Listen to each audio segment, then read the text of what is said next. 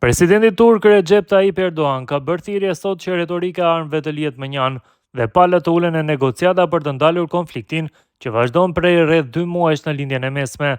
Lideri turk bëri me dije se Ankaraja zyrtare po ndërmerr veprime dhe iniciativat e nevojshme diplomatike që synojnë uljen e tensionit, zgjatjen e armpushimit dhe vazhdimin e bisedimeve mbi sulmet e Shteteve të Bashkuara dhe Izraelit ndaj Iranit. Qeveria izraelite, e cila dihet se është e pakënaqur me procesin e armpushimit, nuk duhet të lejohet ta sabotojë atë, tha Erdogan gjatë takimit të grupit parlamentar të Partisë për Drejtësi dhe Zhvillim. Në të njëjtën kohë ai shpreu mbështetjen e tij për kryeministrin spanjoll Pedro Sánchez, duke vënë në dukje se ai ka marrë një qendrim të qartë kundër kërcënimeve për atë që Erdogan e quajti masakra Netanyahu në Gaza.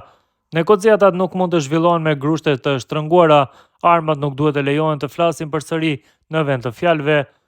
Dritarja mundësisë e hapur nga armpushimi duhet të përdoret, nënvizoi ai.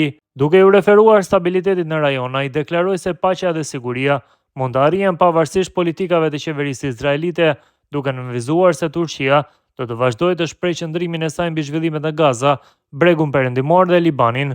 Presidenti turk vuri në dukje gjithashtu se vendi i tij mbetet i përkushtuar për të mbrojtur të drejtat e palestinezëve dhe për të mbështetur civilët e prekur nga konfliktet në rajon. Ai theksoi se Turqia është e gatshme që të kontribuojë në nismat e paqes, bazuar në parimin paqe në vend, paqe në rajon dhe paqe në botë.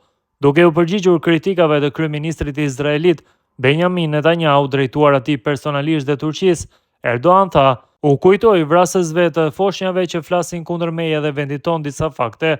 Republika e Turqisë nuk është një shtet i zakonshëm."